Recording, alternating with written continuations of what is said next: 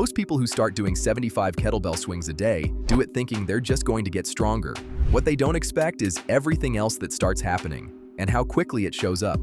The kettlebell swing is built around one of the most powerful movement patterns in the human body, the hip hinge. Every rep fires the glutes and hamstrings at levels high enough to stimulate genuine muscle growth, even without a gym. The ballistic nature of the movement, that explosive snap of the hips, forces the posterior chain to contract quickly and powerfully, building both size and functional strength in a way that slow, grinding exercises simply don't replicate.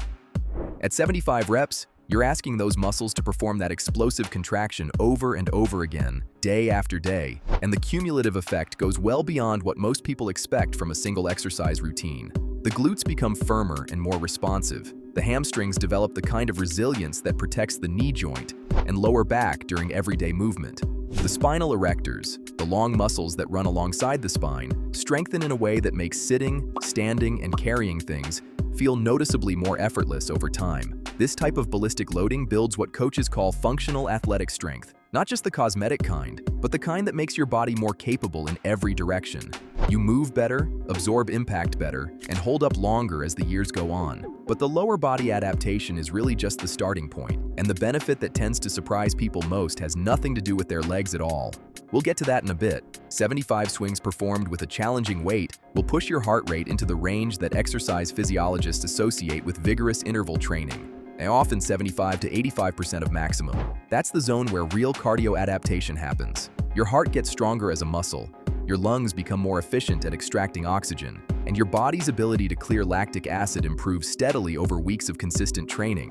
What makes this especially powerful for fat loss is the afterburn effect, known as excess post-exercise oxygen consumption. After a hard set of swings, your metabolism stays elevated for several hours as the body works to restore oxygen levels, repair muscle tissue, and rebalance its internal chemistry. The caloric burn from 75 swings extends well beyond the time it takes to complete them. And for anyone dealing with a slowing metabolism in their 40s and 50s, a normal consequence of hormonal shifts and declining muscle mass, this daily metabolic spike is one of the most time-efficient interventions available.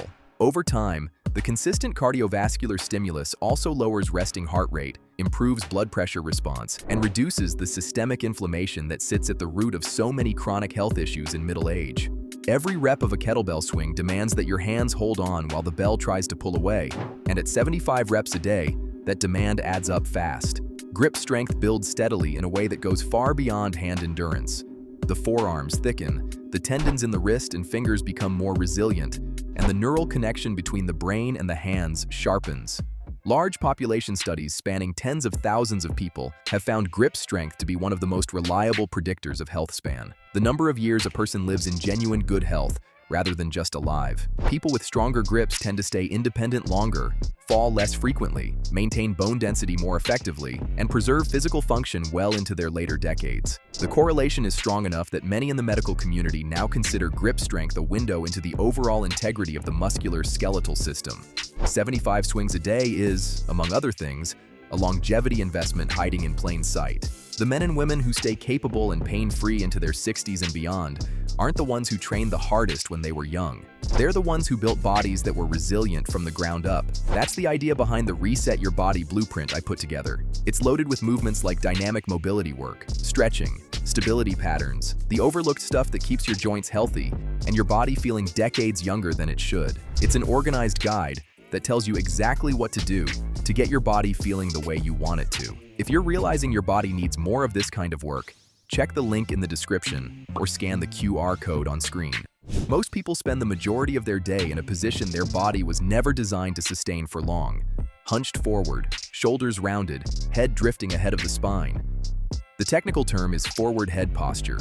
And over time, it doesn't just look bad in photos. It creates genuine mechanical problems throughout the entire kinetic chain. The neck muscles become chronically overloaded, the thoracic spine stiffens, the hip flexors tighten, and the glutes, already underused from hours of sitting, become even less responsive.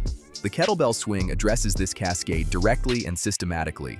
At the top of each rep, the body is forced into full extension, ankles, hips, shoulders, and ears all stacked in a straight line.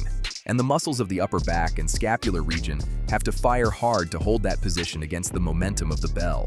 Physical therapists who work with adults returning from desk-related neck and shoulder pain often point to this repeated extension as uniquely rehabilitative because it counteracts exactly the pattern that sitting creates. The nervous system learns, through hundreds of daily repetitions, that upright is the default, and that carries over into how you stand, how you sit, and how much less your neck and upper back ache by the end of the day. There's a threshold that exists somewhere between 50 and 75 reps, where the exercise stops being purely physical and starts requiring a different kind of resource. Your lungs are burning, your grip is being tested, your legs are sending clear signals that they'd prefer to stop, and you still have 20 reps to go. What you do in that moment is where the real adaptation happens. And it has nothing to do with kettlebells specifically. The concept of stress inoculation, using controlled physical discomfort to build psychological resilience, suggests that people who regularly push through hard training moments become better at tolerating difficulty in other areas of life over time.